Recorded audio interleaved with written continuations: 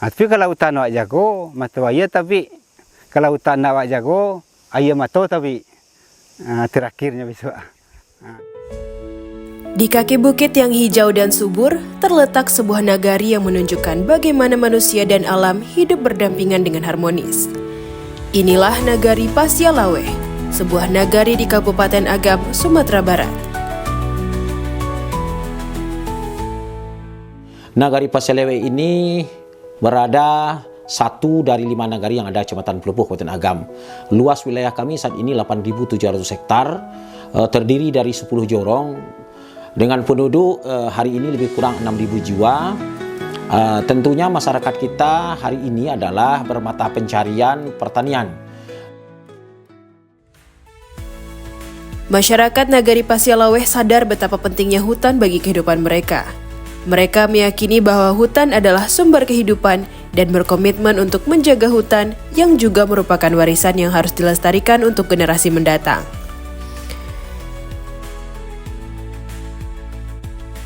Kekayaan kami di Nagari Pasialawe yang unggulan itu apa? Sebanyak 10 keunggulan. Salah satu keunggulan di 10 itu adalah hutan kami yang sangat luas. Bahwa jantungnya Nagari Pasialawe ini sebetulnya hutan. Maka hutan itulah kekayaan kita yang tidak bisa diabaikan. Maka kami jadikanlah skala prioritas tentang mengurus perhutanan sosial di Nagari Pasialawe. Perlindungan hutan juga dilakukan bersama LPHN, Lembaga Pengelola Hutan Nagari. Kolaborasi antara masyarakat dan LPHN memperkuat komitmen untuk menjaga hutan dari ancaman kerusakan dan eksploitasi yang tidak bertanggung jawab.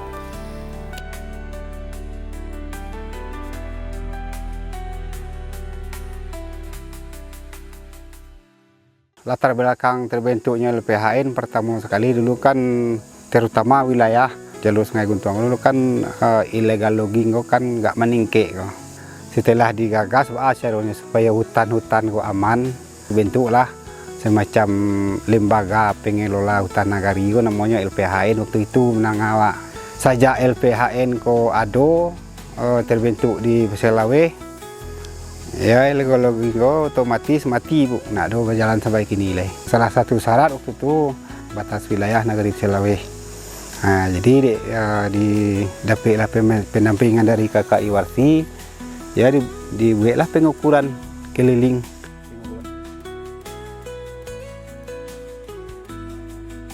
2009 balik dibentuklah namanya rencana kerja 10 tahun.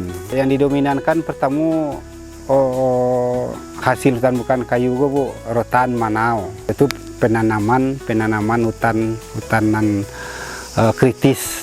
Nah, itulah yang diutamakan dulu. Supaya hutan bertahan. Yang pertama kalau hutan habis tentu iya habis, itulah otomatis bu. Nah, model yang di lokasi pohon asuh kini itu. Dari dulu memang dilarang menabang kayu. Kalau hutan itu habis, air habis, ya sawah nggak bisa jadi, berarti kehidupan masyarakat ya nol jadinya bu, nggak ada lagi, habis itu namanya. Pengelolaan hutan di Nagari Pasialawe dilakukan berbasis KTH, kelompok tani hutan berbasis kaum yang melibatkan setiap anggota masyarakat. Dengan semangat gotong royong, mereka tidak hanya mengelola hasil hutan, tetapi juga menjaga kelestariannya.